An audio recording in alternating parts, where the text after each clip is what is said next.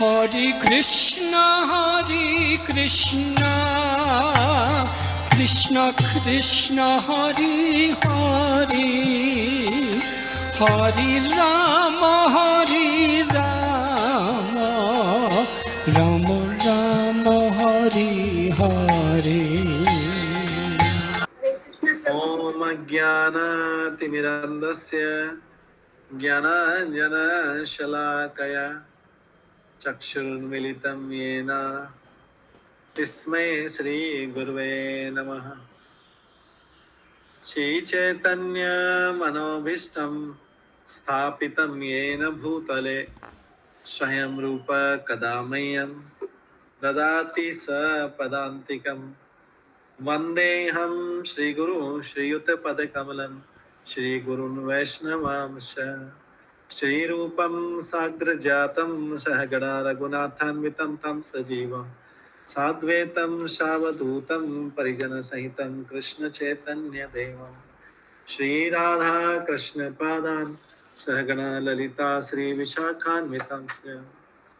नमो विष्णुपदाय कृष्णप्रस्थाय भूतले श्रीमते भक्तिवेदांत स्वामिनिति नामिने। नमस्ते सरस्वती देवे गौरवाणी प्रचारिणे निर्विशेष शून्यवादी पाश्चात्य देशतारिणे। वाञ्छाकल्पतरुभ्यश्च कृपा सिन्धुभ्येव च पतितानां पावनेभ्यो वैष्णवेभ्यो नमो नमः। जय श्री कृष्ण चैतन्य प्रभु नित्यानंद श्री अद्वैत गदाधर शिवासादि श्री गौर भक्त वृंद। हरे कृष्णा कृष्ण कृष्ण हरे हरे, हरे राम राम राम हरे। ओम नमो भगवते वासुदेवाय। ओम नमो भगवते वासुदेवाय। ओम नमो भगवते वासुदेवाय। नारायणं नमस्कृत्य नरं चैव नरोत्तमं देवीं सरस्वतीं व्यासं ततो जयमुदीरयेत्। नष्टप्रायेषु भद्रेषु नित्यं भागवत सेवया भगवते उत्तम श्लोके भक्तिर्भवति नैष्ठिकी। कृष्णाय वासुदेवाय देवकी नंदनाय च नंद गोप कुमाराय गोविंदाय नमो नमः।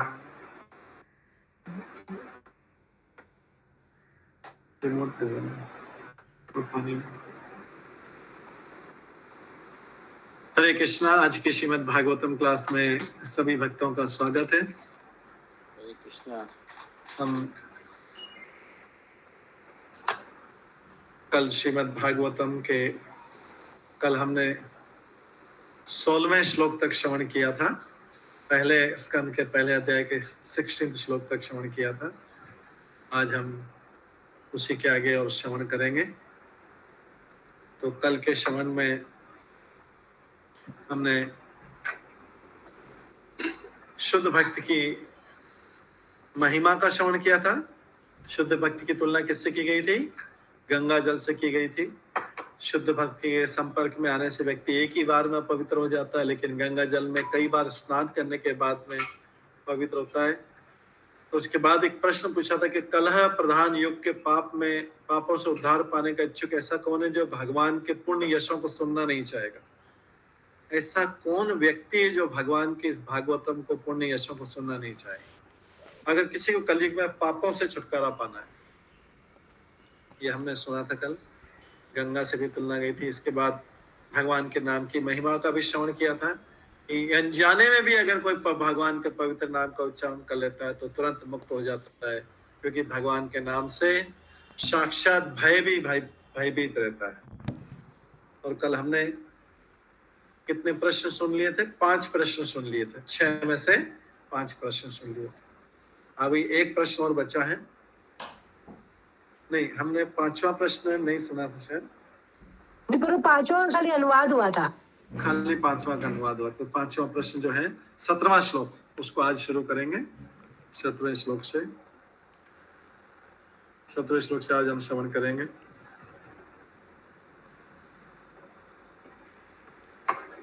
तस्य कर्माणि उदाराणि परिगीतानि सुरभि ब्रूहीन श्रद्धानानां लीलया ददत कला। तो यहाँ पर 5वें प्रश्न में शौनकादिक ऋषि भगवान से उनकी लीलाओं की कथा सुनना चाहते हैं, भगवान की आध्यात्मिक लीलाओं, उनके अवतार और उनकी लीलाओं की कथा। ये कौन से अवतार? लीला अवतारों की कथा सुनना चाहते हैं। हाँ भारती माता जी। हरे कृष्णा प्रभु जी, ब्रह्म संहिता का स्क्रीन शेयर हो रहा है प्रभु जी। ब्रह्म संहिता का? अच्छा सॉरी, ओके सॉरी। ठीक है, तो ये भागवतम का श्लोक है जो भी हमने किया। तो सॉरी, आप लोग भी इसको साथ साथ में पढ़ सकते हैं जब भी हम पढ़ें, तो इसलिए डिस्प्ले भी दिया। बाकी अगर आपके पास भागवतम है तो उससे भी पढ़ना और भी अच्छा है। तो यहाँ पर बताया गया है कि भगवान के दिव्य कर्म अत्यंत उदार तथा अनुग्रह पूर्ण है। सारे काम जो है भौतिक नहीं है, भौतिक तीनों गुणों से ऊपर है। और अनुग्रह पूर्ण मतलब उनका हर कर्म, भगवान का हर कर्म जीव पे दया करने के लिए है। वो कुछ फालतू काम करते ही नहीं। हम तो अपने जीवन में कितने फालतू काम करते हैं, फालतू बात करते हैं, फालतू काम करते हैं, कुछ ना कुछ करते रहते हैं, लेकिन भगवान का एक भी काम और एक भी बात व्यर्थ नहीं। भागवत गीता में जो भी वचन बोले हैं वो हमारे लिए कल्याण करने वाले, जो भी कार्य करते हैं वो कल्याण करने वाले। हमारे 90% काम फालतू रहते हैं और 90% बातें भी फालतू रहती हैं, व्यर्थ की रहती। तो भगवान के दिव्य कर्म अत्यंत उदार तथा अनुग्रहपूर्ण, सबको दया करने वाले हैं। और नारद जैसे महान विद्वान मुनि उनका गायन करते हैं। अतः कृपया करके हमें उनके विविध अवतारों में संपन्न साहसिक लीलाओं के विषय में बताएं, क्योंकि हम सुनने के लिए उत्सुक हैं। तो अभी ये जो अवतार, ये वाले अवतार जो हैं, कौन से अवतार? लीला अवतार की बात हो रही है। इससे पहले जो प्रश्न था उसमें भगवान के जो चौथे प्रश्न में थे उसमें भी भगवान के अवतारों की थी, लेकिन सृष्टि की रचना से संबंधित अवतार, जो पुरुष अवतार भी बोलते हैं, उसमें उसके बारे में पूछ रहे थे। उनको दोनों अलग अलग चाहिए। देखिए सुनने के कितने उत्सुक है। वो प्रश्न अलग पूछ रहे हैं, ये प्रश्न अलग पूछ रहे हैं। पुरुष अवतार का प्रश्न अलग पूछ रहे हैं, जो सृष्टि की रचना के लिए होते हैं और संहार के लिए होते हैं, और ये लीला के लिए, आनंद देने के लिए होते हैं। हम सुनने के उत्सुक है। ये भी बोल रहे हैं कि हमको सुनने में बहुत रुचि। ऐसी रुचि हम भगवान से प्रार्थना करते हैं, हमें भी ऐसी रुचि हो जाए। तो तात्पर्य में भगवान कभी भी निष्क्रिय नहीं होते। कोई सोचे कि भगवान और भगवान के भक्त कभी निष्क्रिय नहीं होते हैं। कई सोचते हैं भगवान के भक्त मतलब उन्होंने सबको छोड़ दिया तो ऐसे फालतू बैठे हुए हाथ पे हाथ रख के देख बैठे, नहीं। वो सबसे ज्यादा एक्टिव रहते हैं। भगवान के भक्त सबसे ज्यादा सक्रिय रहते हैं। और रात दिन, ऑफिस की सैटरडे संडे छुट्टी हो जाती है कई जगह, संडे को छुट्टी रहती है, लेकिन भक्तों की चैंटिंग की कभी छुट्टी रहती है क्या? नहीं। भक्तों की भागवतम की कभी छुट्टी रहती है क्या? नहीं। भक्तों की क्लासेस की कभी छुट्टी रहती है क्या? नहीं। भक्तों की कभी छुट्टी नहीं रहती। ऑफिस की छुट्टी हो जाती है लेकिन भक्तों की छुट्टी नहीं होती। भक्तों को कभी सुबह ऐसा नहीं कि आज देर से उठ जाए, नहीं। सुबह जल्दी उठना, चैंटिंग करना, चाहे संडे हो, सैटरडे हो, दशहरा हो, दीपावली हो, भक्तों को वही सुबह उठना, वही चैंटिंग करना। तो भगवान भी कभी निष्क्रिय नहीं होते, इनएक्टिव नहीं रहते, हमेशा एक्टिव रहते हैं। भगवान हमेशा सक्रिय रहते हैं। ऐसे ही भगवान के भक्त भी हमेशा सक्रिय रहते हैं। उनका मन कभी भी फालतू ऐसा आइडल, सुस्त होके, आलसी होके नहीं बैठता। कुछ अल्पज्ञ लोग सूचित करते हैं कि भगवान भी कुछ काम नहीं करते हैं, भक्त भी कुछ काम नहीं करते। भगवान, यस, भगवान को कुछ काम करने की जरूरत नहीं पड़ती है, उनकी शक्तियां सारा काम करती है, फिर भी भगवान अपने भक्तों को आनंद देने के लिए गोलोक में भी गायों का विचरण करते हैं और ग्वाल बालों के साथ खेलते हैं। इस संसार में भी सृष्टि की रचना, पालन और संहार का काम करते हैं। हमेशा भगवान एक्टिव रहते हैं। उनके कर्म उदार तथा भव्य, उदार का मतलब क्या है, उनके कर्म। उदार का मतलब क्या और भव्य का मतलब क्या है?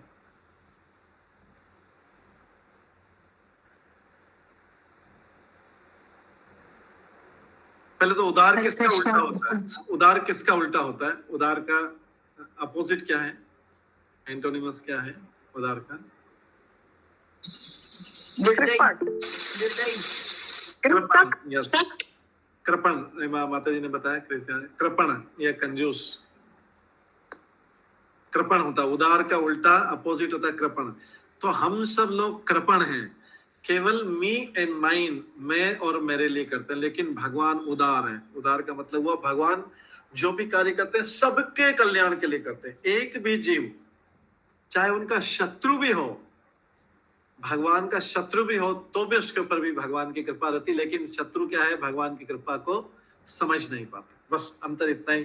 भक्त लोग समझ जाते हैं, प्रशंसा करते हैं, गुणगान करते हैं, और जो अभक्त होता है वो कभी भी भगवान का गुणगान नहीं करता है, क्योंकि उसको समझ ही नहीं आता है कि भगवान ने मेरे ऊपर कृपा कर दी है। भक्त लोग तो भगवान का गुणगान करने का बहाना सोचते हैं, चलो आज विजयादशमी है तो आज ग्रीटिंग भेजो तो उसमें भी भगवान का गुणगान करो, चलो दिवाली उसमें भी भगवान का गुणगान करो, ये फेस्टिवल है उसमें भी गुणगान करो, ये कर भगवान के गुणगान का बहाना ढूंढते हैं भक्त लोग। और अभक्त लोग कंजूस रहते हैं, कृपण रहते हैं, स्वार्थी रहते हैं, वो भगवान का गुणगान नहीं करते, अपना ही गुणगान करते रहते हैं। मैंने ये किया, मैंने वो किया, मैंने क्या, अगर मैं नहीं करता तो ये हो जाता, वो हो जाता, वो हो जाता, अपनी प्रशंसा। तो भगवान के कर्म उदार हैं और भव्य हैं। भव्य मतलब उनके सारे जो कर्म है, भव्य का मतलब है बहुत सारे ऐश्वर्यशाली हैं, बहुत ऊंचे लेवल के। जैसे बोलते हैं ना, किसी का स्वागत समारोह बहुत भव्य तरीके से हुआ, बहुत ऊंचे तरीके से हुआ, मेजेस्टिक तरीके से। यस, माता जी ने बताया मेजेस्टिक तरीके से हुआ। गुड, मेजेस्टिक तरीके से, बहुत भव्य तरीके से हुआ, ऐश्वर्यशाली तरीके से हुआ। और हमारा काम एकदम निम्न लेवल का रहता है, एकदम लो लेवल का काम रहता है। काम हो भी गया, कुछ भी होगा, एकदम लो, उसकी कोई प्रशंसा भी नहीं कर पाएगा, किसी का कोई कल्याण भी नहीं होगा। भगवान का काम भव्य होता है, उदार और भव्य। ये भगवान के लिए, जहां पे भगवान के शब्द है उसको तुरंत ध्यान से हमको सुनना चाहिए, क्योंकि ये कैसे कैसे एडजेक्टिव्स यूज कर सकते हैं। ये एडजेक्टिव है जो हिंदी में जानते हैं विशेषण, जो विशेषता बताते हैं। तो ये भगवान के जो शब्द विशेषता बताते हैं वो स्पेशली हमारे लिए और भी इम्पोर्टेंट रहते हैं, क्योंकि भगवान के गुणगान करने के हमें काम आएंगे आगे जाके। हमारे जब भी हमको भगवान का गुणगान करने की इच्छा होगी, ये शब्द काम में आएंगे। भगवान की प्रसन्नता के लिए ये शब्द जो है, भगवान की प्रसन्नता के लिए।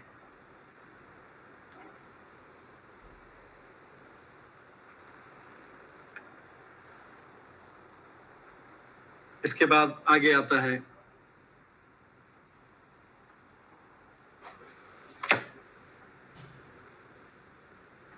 ये हो गया भगवान की, ये सब प्रशंसा है भगवान की। उनकी सृष्टियां चाहे भौतिक हो या आध्यात्मिक हो, समान रूप से आश्चर्यजनक है।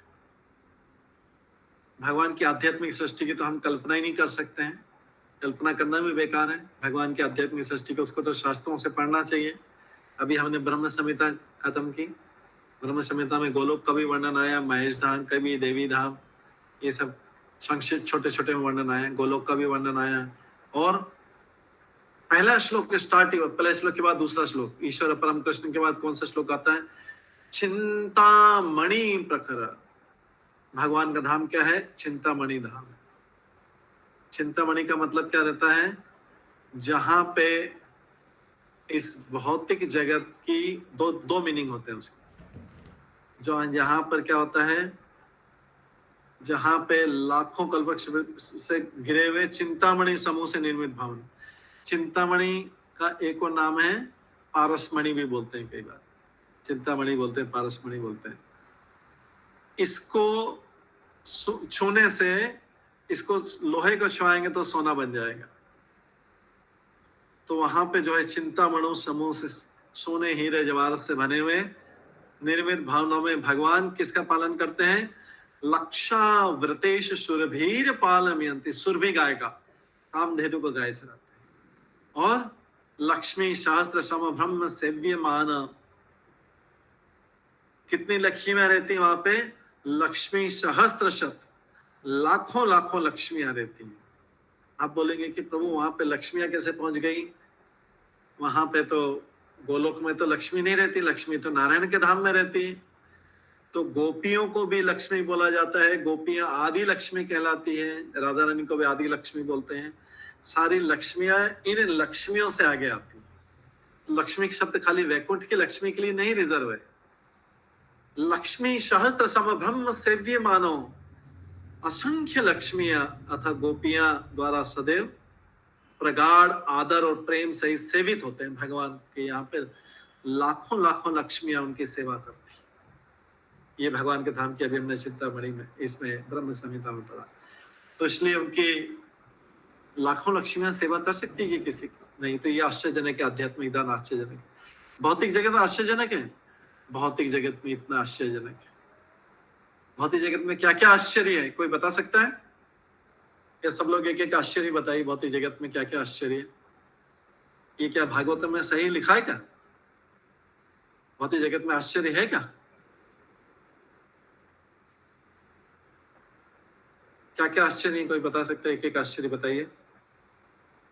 हरे कृष्ण प्रभु जी, प्रणाम प्रभु जी। प्रभु जी, हाँ, ये सृष्टि जैसे सारे प्लैनेट्स अपने ऑर्बिट में रोटेट करते हैं, सब कुछ निरंतर रूप से चलता है, एक ही आश्चर्य है। सारे जो अपने अपने ऑर्बिट में कक्षा में चलते रहते हैं। यहाँ की ट्रैफिक लाइट फेल हो जाएगी, इतने इंजीनियर लगने के बाद ट्रैफिक लाइट, लेकिन सूर्य चंद्रमा सब जो है प्लेनेट। एक पॉइंट और पॉइंट बताइए। हरे कृष्ण प्रभु जी, दंडवत प्रणाम। दंडवत प्रणाम। तो जी यहाँ पे सब देखते हैं कि अपने आसपास के लोग जा रहे हैं, फिर भी उनको ये समझ में नहीं आता कि हम भी जाने वाले हैं। Yes, very good. ये सबसे बड़ा आश्चर्य है। यस यस, ये युधिष्ठिर महाराज और यक्ष के बीच जो वार्तालाप हो रही थी, तो यक्ष ने युधिष्ठिर महाराज से पूछा था प्रश्न। तो युधिष्ठिर महाराज, संसार में सब लोग जा रहे हैं, लेकिन जो रह रहे, जो बचा है व्यक्ति, वो सोचता है कि मेरा नंबर नहीं आएगा, सब लोग जा रहे हैं। और आश्चर्यजनक चीजें। Very good. हरे कृष्ण प्रभु जी, प्रणाम। सागर तो है ना प्रभु जी, मेरा आवाज नहीं आ रहा है क्या? हरे कृष्ण। हरे कृष्ण आ रहा है, आवाज आ रहा है मैम, क्लियर आ रहा है जी।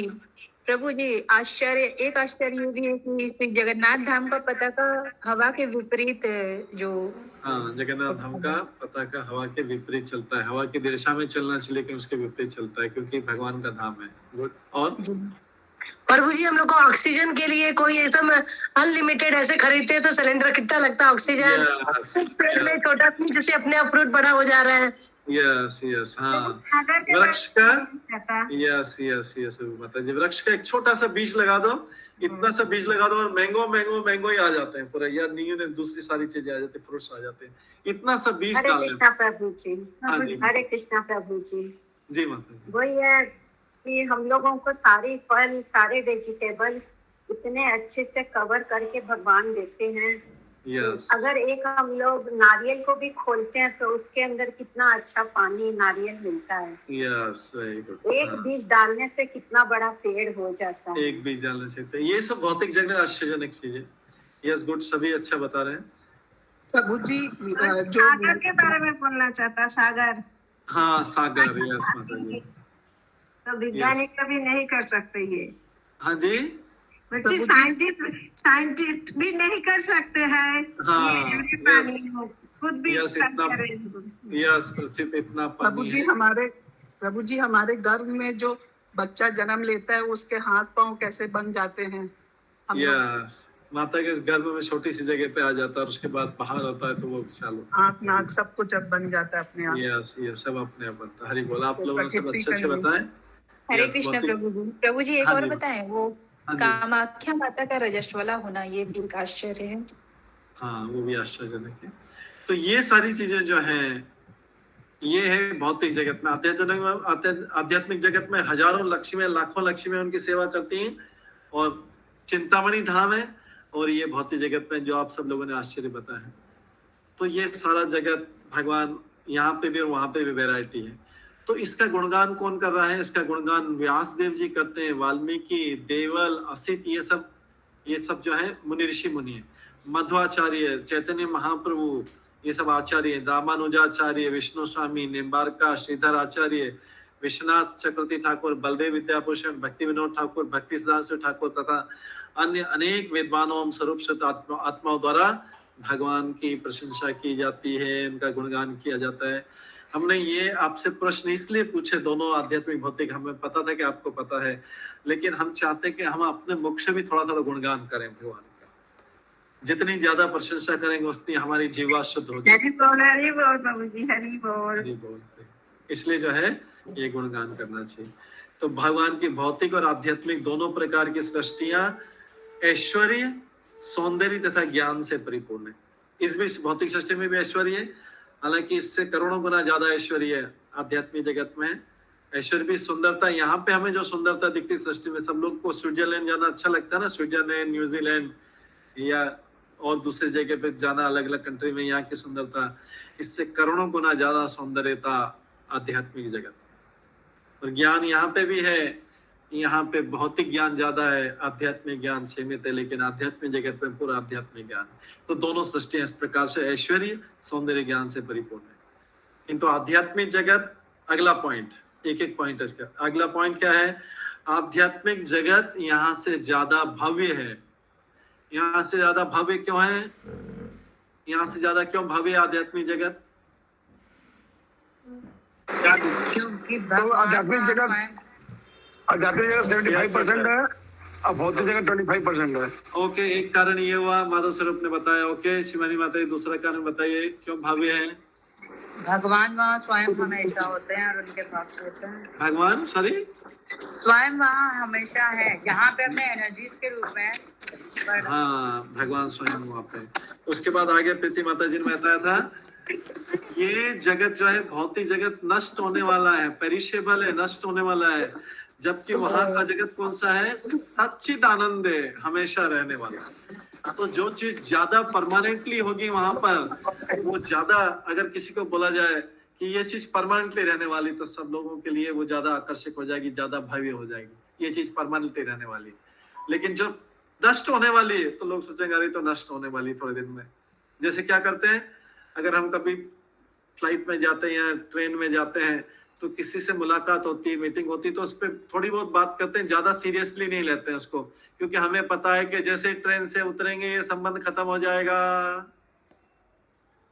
इसके विपरीत जो दूसरा संबंध है वो परमानेंटली रहता है, नित्य रहता है, तो इसलिए वो ज्यादा भव्य हो जाता है। इसलिए आध्यात्मिक सृष्टि सच्चिदानंद है, इसलिए ज्यादा भव्य। यहाँ की जगह सृष्टि जो है नष्ट होने वाली है। भौतिक सृष्टियां कुछ काल के लिए रहती हैं और आध्यात्मिक जगत के विकृत प्रतिबिंब है। भौतिक सृष्टि जो है वहां का प्रतिबिंब है, आध्यात्मिक जगत का प्रतिबिंब है। जैसे सिनेमा में होता है, सिनेमा में, लेकिन लोग इस प्रतिबिंब से भी आसक्त हो जाते हैं। सिनेमा घर में जाते हैं, मूवी में जाते हैं, 2-2.5 घंटे की मूवी देख के आते हैं, तो कोई इमोशनल सीन आ जाएगा, कोई बहुत भावनात्मक आ जाएगा, तो लोग रोने लगते हैं। और उसके बाद में हाँ, आध्यात्मिक जगत में कोई दुख नहीं है, कोई समय की सीमा नहीं। तो और यहाँ पे जैसे सिनेमा में घर में देखने जाते हैं, तो हालांकि वो रील चल रही है, वो रिकॉर्डिंग चल रही है, एक्टर एक्ट्रेस तो अपनी एक्टिंग करके चले गए, जेब में पैसे रख के चले गए, सारे पैसे लूट लिए। हम लोग अपने पॉकेट से पैसा निकाल के देते हैं, टिकट करते हैं, और अंधेरे में 3 घंटे बैठ के आते हैं। कभी रोते हैं, कभी हंसते हैं, कभी जो है और कोई भाव आता है, कभी दया आती है, कभी कुछ आता है। जबकि हमें जानते हैं, पता होते हुए भी कि सिनेमा घर में बैठे हैं, एक्टर और एक्ट्रेस जो हीरो हीरोइन है, वो तो अपना एक्टिंग करके चले गए, करोड़ों रुपए उनकी फीस रहती, करोड़ों रुपए लेके चले गए। हमने भी अपने पॉकेट से 400-500 रुपए खर्च किए हैं, एक एक आदमी के 400-500 खर्च किए हैं, और अंधेरे में बैठे हैं और उनको देख के, उनके सीन को देख के रो रहे हैं। अरे वो तो चले गए, रियल में तो है ही नहीं सामने, ये तो उनके शेडो करके एक्टिंग करके चले गए। उनका रोज का काम है ये, लोगों को रोनाना, लोगों को हंसाना, ये रोज का काम है उनका। अभी कोई दूसरी एक्टिंग कर रहे होंगे, लेकिन हम भी उससे, उस छाया से, उस प्रतिबिंब से, सिनेमा क्या है? प्रतिबिंब है, उससे आकर्षित हो जाते हैं। आश्चर्यजनक नहीं है क्या? हमको रुला देते हैं लोग, हमको हंसा देते हैं, हमको कभी गुस्सा दिला देते हैं, हमको कभी दया दिला देते हैं। ये छाया खाली प्रतिबिंब। असली लोग तो चले गए, कब के चले गए। मूवी को तो 6 महीने हो गए होंगे बन के लिए, जब तक मार्केट में आती है, या कुछ महीने हो गए और उन्होंने करोड़ों रुपए कमा के चले गए, हमको मूर्ख बना के चले गए। ऐसा ही भौतिक जगत भी प्रतिबिंब है। भौतिक जगत भी ऐसा ही सिनेमा घर जैसा है। आध्यात्मिक जगत जो असली है उसका प्रतिबिंब है। यहाँ पे भी हम रोते हैं ना, यहाँ पे भी हंसते हैं, यहाँ पे भी रोते हैं, यहाँ पे भी गुस्सा आता है, यहाँ पे भी कभी कोई भाव आता है, कभी कोई भाव आता है, कभी कोई भाव आता है, कभी दया भाव आता है, कभी विभत्स रस आता है, कभी कुछ आता है, कभी कुछ आता है। लेकिन जो ज्ञानी व्यक्ति है ये मिथ्या वस्तुओं द्वारा आकृष्ट नहीं होते हैं। वो समझते हैं कि भौतिक जगत भी सिनेमा जैसा ही है, या स्वप्न में भी कई बार हम हंसते हैं, रोते हैं। ये भौतिक जगत भी स्वप्न जैसा है। इसके ऊपर कोई भजन भी लोगों ने बनाया है। ये संसार सुख दुख का सपना है, लेकिन क्या है कि हम इसको मान लेते हैं। हाँ, सीमा माता जी का प्रश्न था, सीमा माता जी ने हैंड रेज किया था। प्रभु जी जी प्रभु जी, मेरा प्रश्न ये है कि क्या इमोशनल होना अच्छा साइन नहीं है प्रभु जी? भौतिक रूप से इमोशन का कोई फायदा नहीं है, उससे कोई बेनिफिट नहीं मिलने वाला है। भौतिक रूप से इमोशन का लोग इमोशन का फायदा उठा सकते हैं। भौतिक रूप से इमोशन का फायदा नहीं है। हम ये नहीं बोल रहे हैं कि होना चाहिए, नहीं होना चाहिए, होता है व्यक्ति, लेकिन कई बार इमोशन होके बहुत ज्यादा हम इमोशनल हो जाते हैं, वो बुरा है। बहुत ज्यादा इमोशनल हो जाते हैं। कई बार लोग हमारा शोषण कर लेते हैं। जैसे किसी भिखारी को, किसी को चीटिंग करना है तो क्या करेंगे, चीटिंग करना है तो वो हमको बहुत ज्यादा इमोशनल कर देंगे, और फिर इमोशनल कर देंगे और उसके बाद हमारा धन लूट लेंगे या हमें ब्लैकमेल करेंगे, ये करेंगे इमोशन करके। तो भौतिक रूप से इमोशन को सीमित रखना चाहिए, बहुत ज्यादा इमोशनल होने की जरूरत नहीं। लेकिन आध्यात्मिक रूप से हमें इमोशन आना चाहिए। आध्यात्मिक रूप से जब हम भगवान के बारे में श्रवण करें तो हमें, भक्त लोग तो भगवान का नाम लेके रोते थे। चैतन्य महाप्रभु भगवान का कीर्तन, भगवान का दर्शन करके बेहोश हो गए थे। वो तो जगन्नाथपुरी में गए थे तो भगवान का दर्शन करके, उनकी जगन्नाथ जी का दर्शन करके आंखों में आंसू निकल गए थे, नीचे गिर पड़े थे। चैतन्य महाप्रभु इमोशन थे, लेकिन वो आध्यात्मिक रूप से इमोशन थे।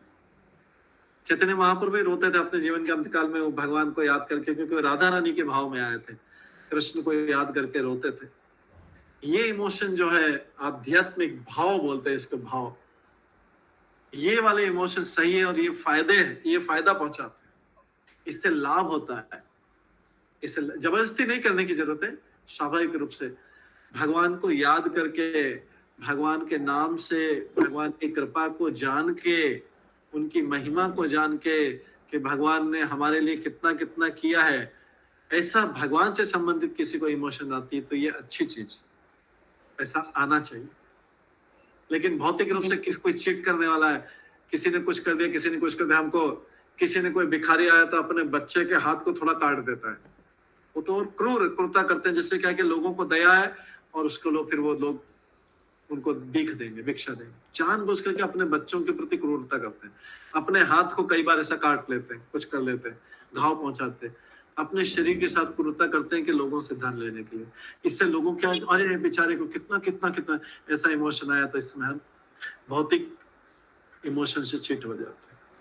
हालांकि थोड़ी बहुत इमोशन चाहिए, बच्चे के लालन पालन करना, ये करना, बच्चे को ऊपर करना, उसको आगे बढ़ाना, थोड़ी बहुत सीमित मात्रा में भौतिक इमोशन चाहिए। उससे ज्यादा हमें आध्यात्मिक इमोशन चाहिए। ठीक है जी प्रभु जी, धन्यवाद। भौतिक इमोशन को कंट्रोल में थोड़ा करना चाहिए, कम रखो, ज्यादा जरूरत नहीं।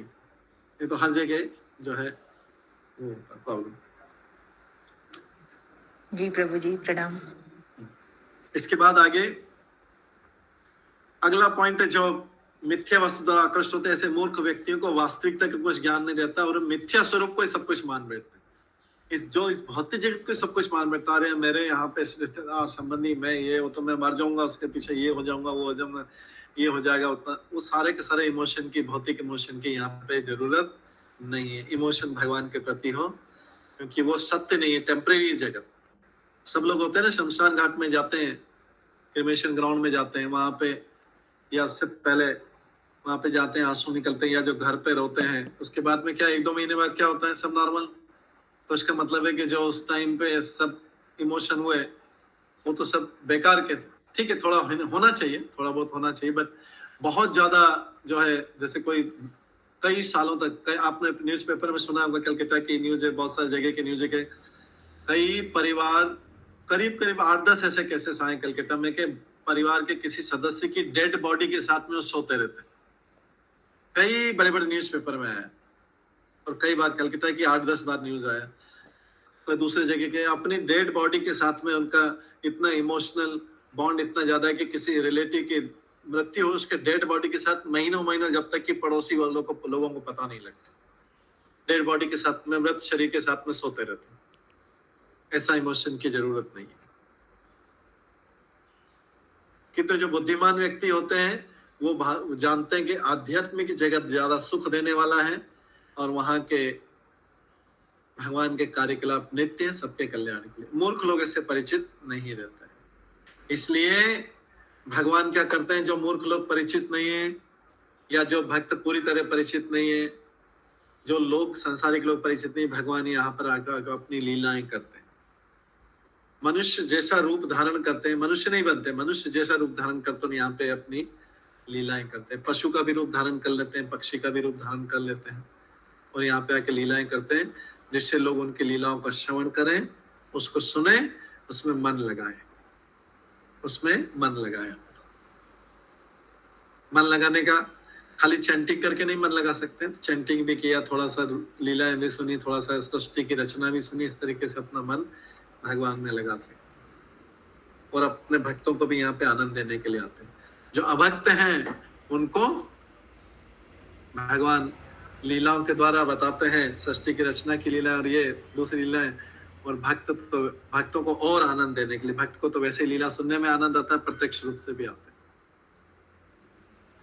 और भगवान इसलिए इस भौतिक जगत में जो है, जैसे कुछ फिल्म एक्टर एक्ट्रेस थे, आज से 40 साल पहले, 50 साल पहले, कोई 1-2 नाम बताइए, उससे हम आगे बताएंगे। और फेमस उस समय 30-40 साल पहले कौन बहुत फेमस थे? राज कपूर। हाँ, और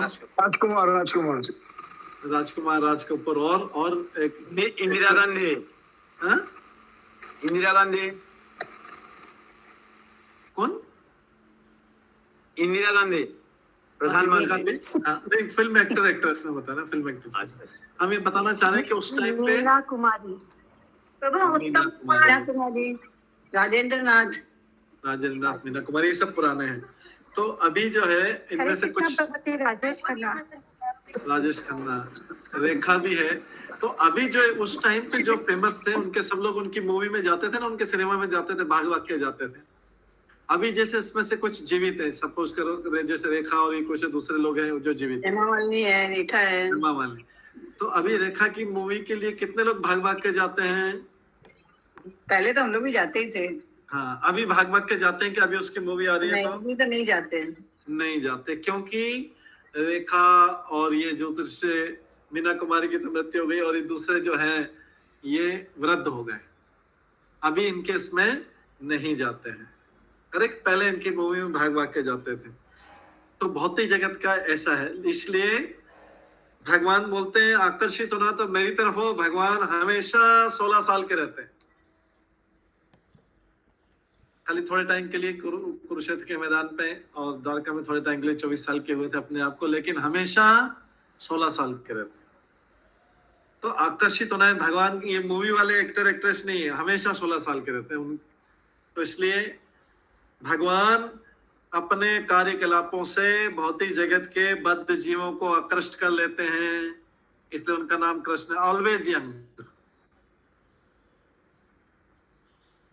ऑलवेज यंग रहते हैं भगवान। तो इसलिए जो है, अगर किसी को आकृष्ट होना है भौतिक जगत में, जब तक एक्टर एक्ट्रेस हीरो हीरोइन जब तक यंग है, सब लोग उनके मूवी में जाते हैं, ये अच्छा, उसकी एक्टिंग, लेकिन एक बार वो बूढ़े हो जाते हैं तो लोग जाना बंद कर देते हैं। सब लोग, चाहे वो स्वयं भी बूढ़े हो गए, लेकिन वो जाना बंद कर देते हैं। लेकिन भगवान क्या है, हमेशा यंग रहते हैं, ऑलवेज यंग, इसलिए जगत को हरे आकर्षित कृष्ण करते हैं। प्रभु जी, प्रणाम। हाँ जी, प्रभु जी, ब्रह्मा जी का हमेशा ओल्ड ही पिक्चर क्यों दिखाया गया है? उनका तो कभी यंग में नहीं किसी ने देखा। ब्रह्मा जी भी यंग रहते हैं। ये देखिए किसका पिक्चर है, ब्रह्म संहिता के ऊपर दिख रहा है, किसका पिक्चर है ये? ब्रह्मा जी का प्रभु जी। ये ब्रह्मा जी का पिक्चर है। कि यंग दिख रहे हैं, ओल्ड दिख रहे हैं? यंग दिख रहे हैं। यंग दिख रहे हैं जी। ये ओल्ड उसका पिक्चर है। ब्रह्मा जी वहां पे ऊपर के लोगों में ओल्ड एज और डिजीज नहीं होता, जन्म मृत्यु होती है ब्रह्मा जी की भी, लेकिन ओल्ड एज नहीं होते हैं। आप देखिए ब्रह्म संहिता में बाकी जगह जो पिक्चर बता रहे हैं गलत पिक्चर बता रहे हैं। ये देखिए दूसरी ब्रह्म संहिता, ब्रह्मा जी यंग प्रभु जी, हैं। अभी जो अभी मूवी आई थी ना नरसिम्हा वाली, क्योंकि वो हाँ। भक्त ने ही बनाई है, तो उसमें भी ब्रह्मा जी को बूढ़ा नहीं दिखाया था। उसमें ब्रह्मा जी को बूढ़ा नहीं दिखाया था। बूढ़ा नहीं दिखाया था, यस गुड।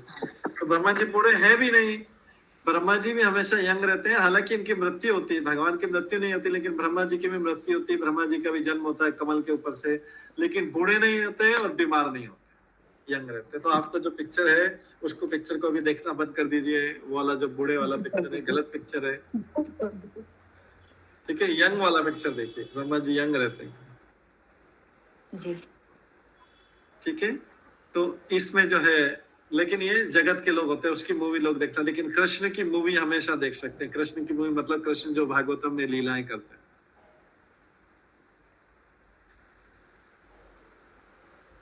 इसके बाद है भौतिक जगत तथा आध्यात्मिक जगत के परम नियंता के रूप में भगवान के अलग अलग अवतार होते हैं, असीम श्रेणियों के अवतार होते हैं।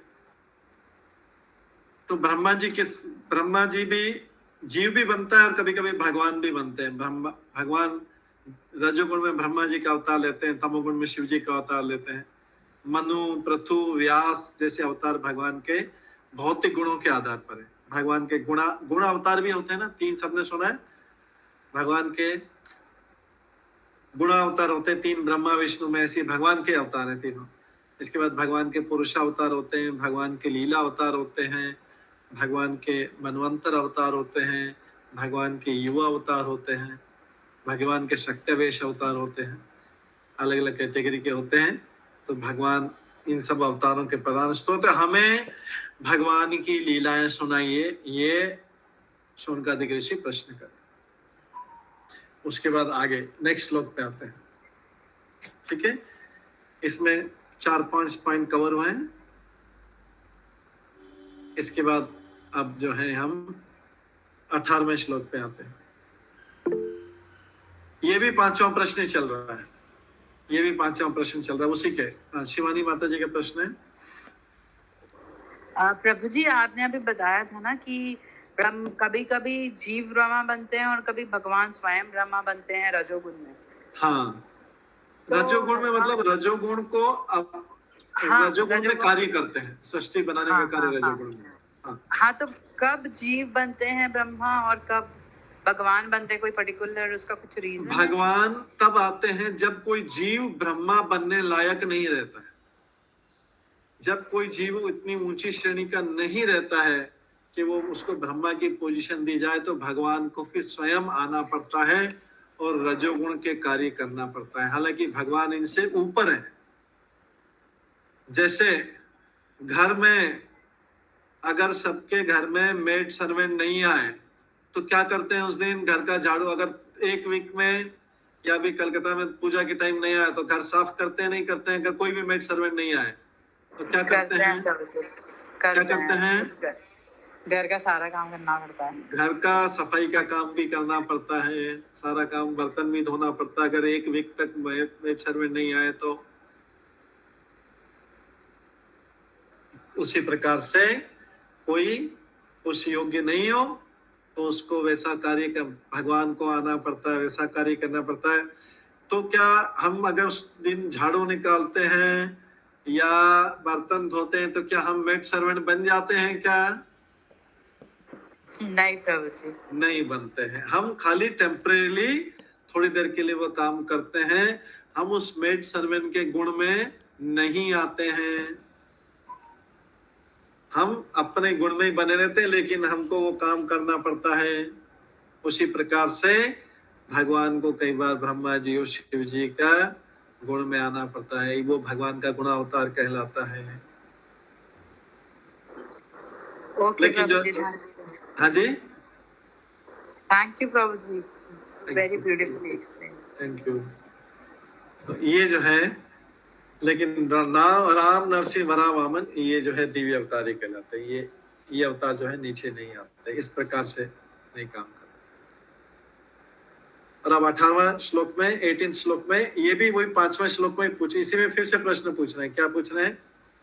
अथाख्या ही हरे धीमन अवतार कथा शुभा लीला विधत स्वैरम ईश्वरस्यात्म माया।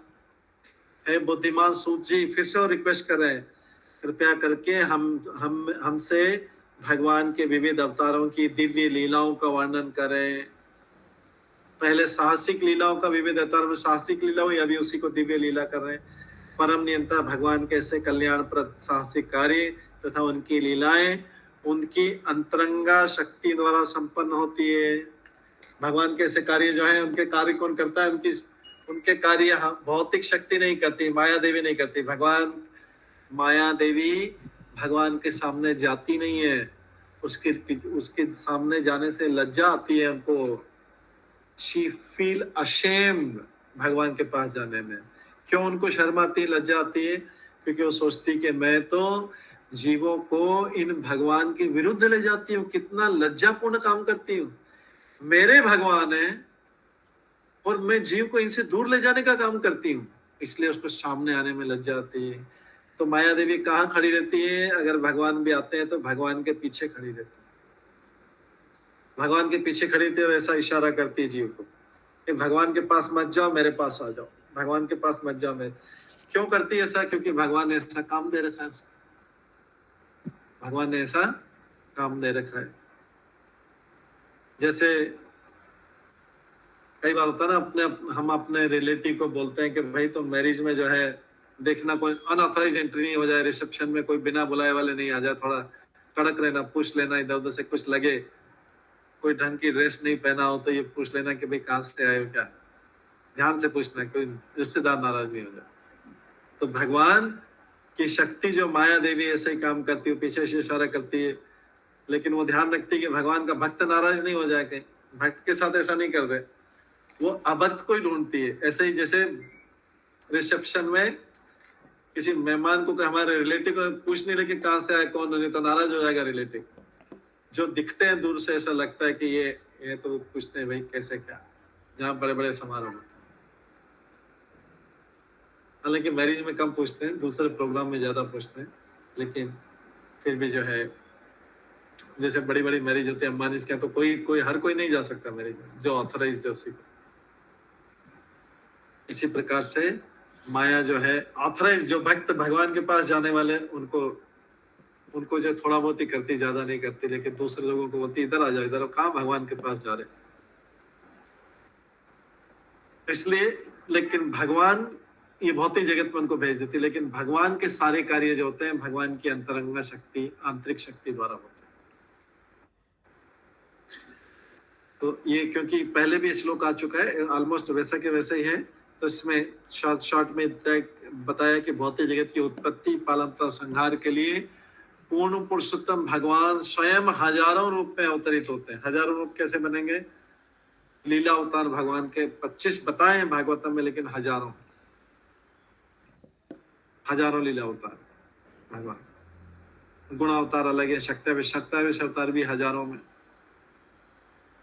तो भगवान अलग अलग दिव्य रूप लेके ये साहसिक कार्य करते हैं। ये सारे कार्य जो करते हैं वो सब कल्याण के लिए होते हैं। भगवान का कोई भी कार्य व्यर्थ का नहीं, कोई भी कार्य व्यर्थ का नहीं। उनके सारे कार्य सबके जीवों के कल्याण पे। तो इसलिए भगवान के भक्त जो शुद्ध भक्त रहते हैं उनके भी सारे काले कल्याण वाले रहते हैं। तो हमें भी वैसे भक्तों की कैटेगरी में जाना है कि हमारे हाथ से, हमारे मुंह से वाणी से, या हाथ से, शरीर से या मन से कोई ऐसा कार्य नहीं जो व्यर्थ में चला जाए, जो बेकार चला जाए। सारे काम यूजफुल होना चाहिए, भगवान के गुणगान संबंधित होना चाहिए, दूसरों के कल्याण के लिए होना चाहिए, मन भी उसी के बारे में, वाणी की उसी के बारे में, शरीर भी उसी के लिए करना चाहिए। क्योंकि भगवान के दिव्य रूप में जो जो सारे साहसिक कार्य करते हैं सभी कार्य कल्याणप्रद होते हैं। तो भक्त का भी वैसा ही होना चाहिए। तो जो लोग भगवान के ऐसे कार्यों के समय उपस्थित रहते हैं, भगवान की लीला के समय, और जो ऐसे कार्यों की दिव्य गाथाओं को सुनाते हैं, वे दोनों ही लाभान्वित होते हैं। जो भगवान के ऐसे कार्यों के समय साक्षात उपस्थित रहते हैं या फिर बाद में काम हो गया तो उसको सुनाते हैं, उस घटना को सुनाते हैं, दोनों को ही लाभ होता है। जबकि भौतिक जगत में क्या होता है, भौतिक जगत में एक व्यक्ति घटना से उपस्थित है, दो लोगों का झगड़ा हुआ, इसने उसको मारा, उसने उसको मारा, इसने उसको ये किया, वो जेल गए, तो फिर यहाँ का घटना दूसरे को सुनाता। मैंने देखा आज 2 लोगों का गाड़ी टकराई, फिर झगड़ा हुआ, फिर उसने उसको मारा, फिर उसने उसको मारा, फिर वो जेल गया, फिर उसको पुलिस आई, ये ले गया, हो गया। ऐसी कहानी, ये व्यर्थ की कहानी। लेकिन अगर यही कहानी ऐसी बन जाए कि भगवान ने आज जो है बकासुर को मारा, बकासुर जो है बगुले के रूप में आया था, फिर भगवान ने उसकी चोंच पकड़ी, एक को नीचे रखा, एक को ऊपर रखा, फिर उसको चीर दिया, इस तरीके से भक्तों की रक्षा। तो ये कहानी सुनाने में दोनों को लाभ है, क्योंकि इसमें एक कैरेक्टर भगवान है, चाहे दूसरा असुर हो, लेकिन एक भगवान है। तो जहां पे भगवान है वो कहानी सुनाओ, अच्छा है, लेकिन जहां भगवान नहीं है वो सब बेकार। ठीक है, इस तरीके से 18वां श्लोक खत्म होता है, छोटा सा श्लोक का। इसके बाद अभी हम जाते हैं 19वें श्लोक में जाते हैं। वयं तु न वित्रप्यामः उत्तम श्लोक विक्रमे यत् शृण्वतां रसज्ञानं स्वादु पदे पदे। तो स्वादु पदे पदे, भगवान जो है, हम उन भगवान की दिव्य लीलाओं को सुनते थकते नहीं है। ये श्रोतागण बोल रहे हैं, अभी वक्ता ने तो बोलना शुरू किया नहीं है, सूत गोस्वामी ने। हम उन भगवान की दिव्य लीलाओं को सुनते थकते नहीं है, जिनका यशोगान स्तोत्रों तथा स्तुतियों से किया जाता है। स्तोत्रों, मंत्रों और स्तुतियों से, प्रार्थनाओं से किया जाता है।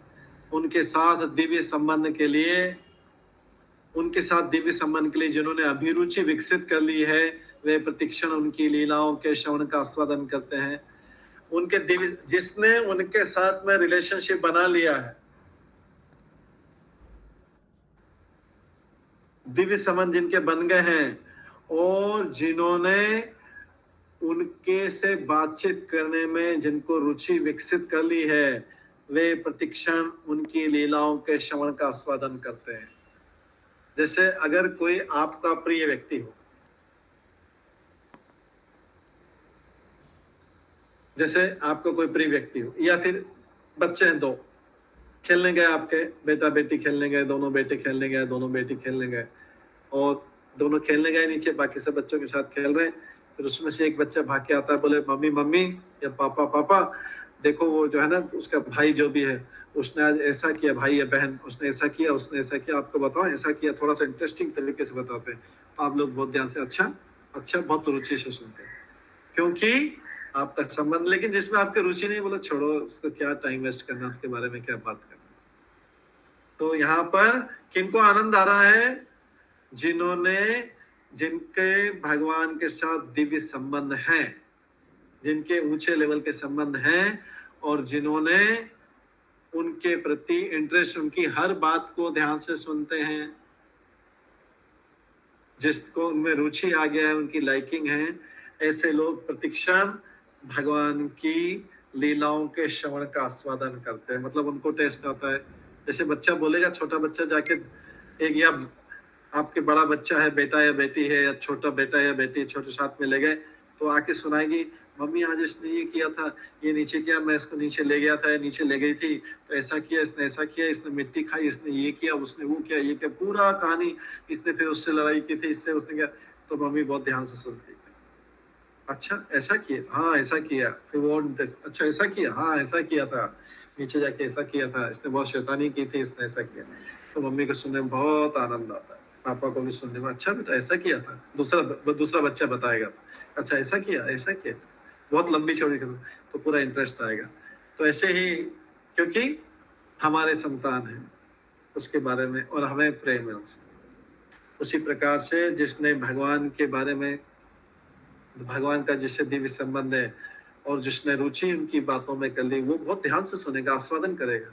अच्छा भगवान ने ऐसा किया था, अच्छा फिर बकासुर के बाद किसको मारा था, हाँ इसको मारा था, अच्छा इसके बाद फिर अघासुर कैसा था, फिर भगवान ने क्या किया था, अच्छा फिर भगवान ने ऐसा किया था, तो फिर क्या हुआ, बाकी लोग क्या कर रहे थे उस समय, अच्छा ऐसा।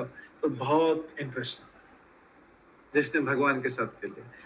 तो ये जो वार्तालाप है लाभ देने वाली है, क्योंकि इससे व्यक्ति का मन भगवान की तरफ आकर्षित हुआ। बार बार भगवान का शब्द है ना, भगवान ने ऐसे मारा, भगवान ने ऐसा किया,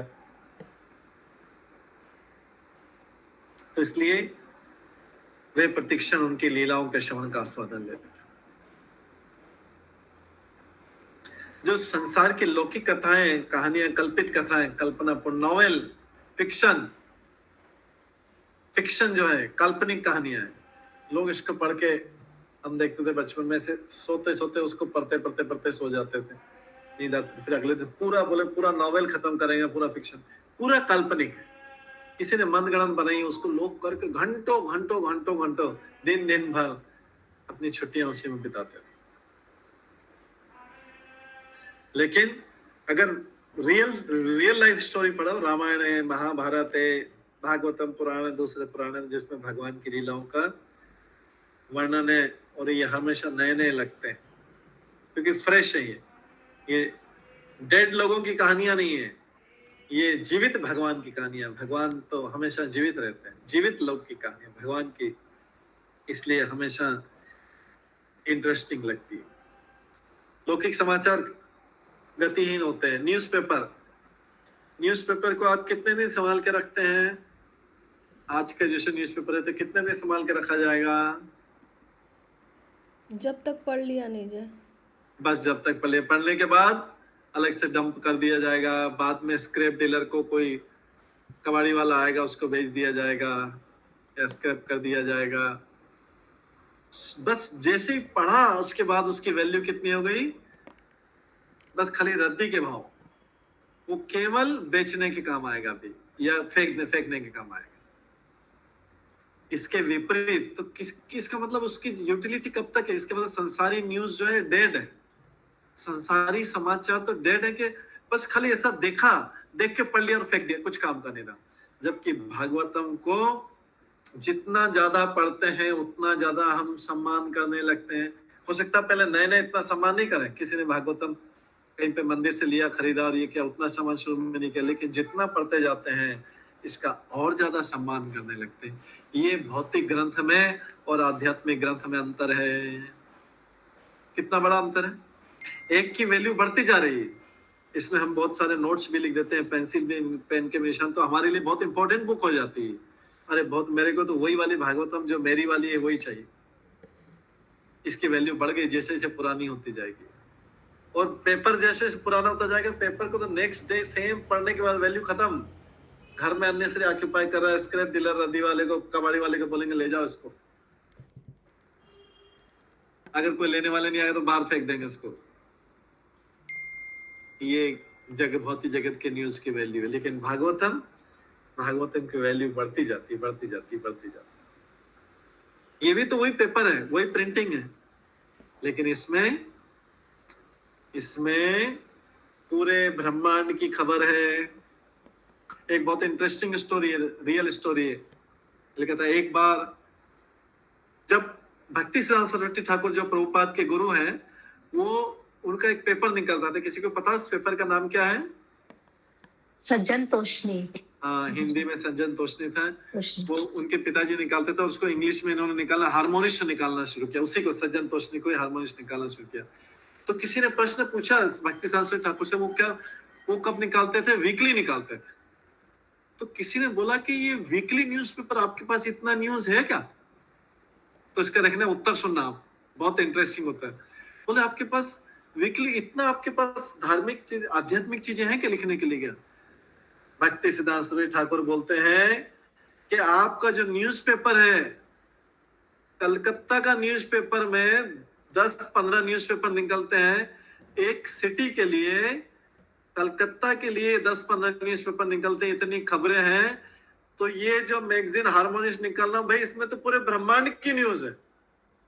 अरे एक ही है तो खाली कलकत्ता से आप 10-15 पेपर न्यूज़पेपर निकाल देते हैं, तो मेरे को तो जो मैं तो डेली में का निकालू, हर एक मिनट में ये मैगजीन निकालो, सज्जन तोषणी हार्मोनिस्ट हर मिनट में निकालो तो भी कम पड़ेगी। मेरे पास इतनी खबर है। कहाँ की खबर है? बोले अरे तुम तो खाली एक सिटी की बोलते हैं, मैं तो एक कंट्री की नहीं, मैं तो पूरे ब्रह्मांड की बोल रहा हूँ। ऐसे करोड़ों ब्रह्मांड है। अगर मैं सब जगह की न्यूज यहाँ पे सारे पुराणों में से सब जगह की न्यूज देने लोगों को, तो हर एक मिनट में एक मैगजीन की प्रिंटिंग करनी पड़ेगी। इतनी न्यूज है हमारे पास में, आध्यात्मिक न्यूज इतनी ज्यादा है। अब तो मैं तो खाली वीकली करता हूँ, मैं डेली करूँ, हर मिनट में निकालूंगे तो भी खबर है मेरे पास। कहाँ की? भगवान की खबर है, भगवान क्या क्या कर रहे हैं। सारे ब्रह्मांड में करोड़ों ब्रह्मांड है, अनगिनत ब्रह्मांड है। कलकत्ता के लिए जब 10 न्यूज़पेपर उस समय निकलते थे, निकल सकते हैं, और उनके पास उतना मसाला है, तो हमारे पास तो असली, उनके पास तो मसाला है, हमारे पास तो असली चीज है खबर देने के लिए। ये उन्होंने उत्तर दिया था। हर मिनट में मैं निकाल सकता हूँ, अगर लेने वाला हो तो कोई। तो इस प्रकार से जो है लौकिक कार्यकलापों से मनुष्य तृप्त हो जाता है, भौतिक चीजों से तृप्त हो जाता है, किंतु दिव्य ब्रह्म भक्तिमय कार्यकलापों से कभी तृप्ति नहीं होती है। और तो उत्तम श्लोक साहित्य इसमें शब्द आया है। देखिए, उत्तम श्लोकम विक्रमे, विक्रमे मतलब साहसिक कार्य होता है। तो भगवान का एक और नाम है उत्तम श्लोक, ये भी भगवान का नाम है। उत्तम श्लोक एक नाम है, क्योंकि भगवान की आराधना, पूजा या प्रार्थना हमें उत्तम श्लोक से करना चाहिए, जो अच्छे श्लोक है। फिल्मी गानों से उनकी प्रार्थना नहीं करनी चाहिए। या सुख संपत्ति घरावे कष्ट मिटे तन का, इससे उसकी प्रार्थना नहीं करनी चाहिए। हमें उनकी प्रार्थना करनी चाहिए वो जो चीज सुनने को उनको अच्छा लगे, उनकी लाइकिंग के अनुसार करना चाहिए। ब्रह्मा जी गाते हैं तो ब्रह्मा जी को कितनी अच्छी, हम ब्रह्म संहिता गाते हैं, ब्रह्मा जी ने कितनी अच्छी प्रार्थना की, गोविंदम आदि पुरुषम तमम भजामि। बार बार हर श्लोक के नीचे भगवान का वर्णन करते हैं लीला का, फिर बोलते हैं ऐसे गोविंद को मैं प्रणाम करता हूँ। फिर लीला का वर्णन करते हैं, फिर बोलते हैं मैं ऐसे गोविंद को प्रणाम करता हूँ। फिर लीला का वर्णन करते हैं, मैं ऐसे गोविंद को प्रणाम करता हूँ। तो भगवान ऐसी चीजों से प्रसन्न होते हैं। ऐसे ही गोपी गीत है और दूसरे गीत है, ऐसे बहुत सारे गीत है। अभी दामोदर अष्टकम है, कुछ 2-4 दिन में दामोदर अष्टकम शुरू हो जाएगा।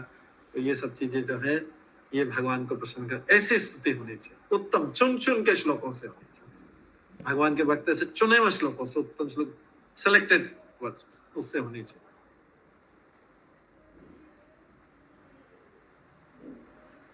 तो दिव्य साहित्य जो है ये तमोगुणों से परे रहता है।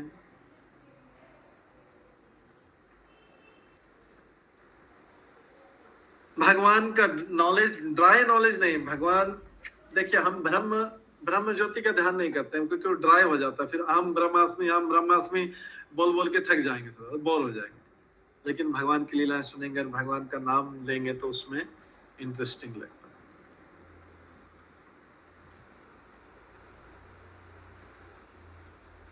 एक पोएट की कविता सुनते सुनते या एक मूवी को देखते देखते बोर हो जाएंगे, लेकिन हम भगवान के बारे में भागवतम कितने भी पाठ पढ़ सकते हैं। अभी आप में से कई लोग दूसरी तीसरी बार पढ़ रहे होंगे, कई लोग पहली बार पढ़ रहे होंगे, करेंगे। लेकिन जितनी बार भी पढ़ेंगे हर बार आपको ऐसा है रुचि आएगा, ऐसा इंटरेस्ट आएगा, गारंटीड है,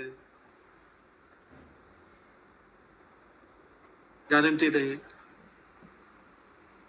तो इसलिए ये भगवान के यहाँ पे लीला है। ड्राई नॉलेज नहीं, भगवान का हर नॉलेज जो है रस देने वाला है। एवरी एंजॉय एवरी मोमेंट, भगवान बोलते हैं हर मोमेंट को, हर क्षण को एंजॉय करो। भौतिक जगत वाले बोलते ना एंजॉय करो, हर क्षण को एंजॉय करो, हम भी बोलते हैं हर क्षण को एंजॉय करो, हर क्षण को एंजॉय करो। लेकिन किससे करो? भगवान के द्वारा दिए गए शास्त्र से करो। वो लोग बोलते हैं अरे इसको देखो, वो देखो, वो देखो, ये करो, उससे एंजॉय करो। हम भी एंजॉय करना चाहते हैं, वो भी एंजॉय करना चाहते हैं, लेकिन हम भगवान के थ्रू माध्यम से एंजॉय करना चाहते हैं, वो भगवान को हटा के एंजॉय करना चाहते हैं। बस दोनों के एंजॉयमेंट में ही अंतर है। We also want to enjoy the life, they also want to, ये दोनों में अंतर। लेकिन हम ये भी एंजॉय करेंगे, उसके बाद वाली भी लाइफ में एंजॉय करेंगे। वो ये भी लाइफ एंजॉय नहीं कर पाएंगे क्योंकि भगवान को बीच में से हटा दिया। तो हम LIC की पॉलिसी से विश्वास करते हैं, जीवन के साथ भी और जीवन के बाद भी, दोनों तरफ एंजॉय करें। लेकिन जो लोग इतने भाग्यशाली नहीं रहते हैं, वे दुनिया के परोपकार से आनंद लेने का प्रयास करते हैं, परार्थवाद परोपकारवाद करते हैं, भौतिकतावाद से दर्शन लेना चाहते हैं, जबकि भागवत गीता तथा श्रीमद् भागवतम का दर्शन दिव्य है। इस प्रकार से ये श्लोक खत्म होता है। इसके आगे का श्लोक जो है हम 28 कल पूरा कर लेंगे। फर्स्ट चैप्टर 3 श्लोक है, 4 श्लोक है, वो कल की क्लास में करेंगे। आज की क्लास में यहीं पे हम विराम देते हैं। सभी भक्तों का बहुत बहुत धन्यवाद। सब भक्तों के लिए एक बार हरे कृष्ण महामंत्र का जप करते हैं। हरे कृष्णा हरे कृष्णा हरे कृष्णा हरे कृष्णा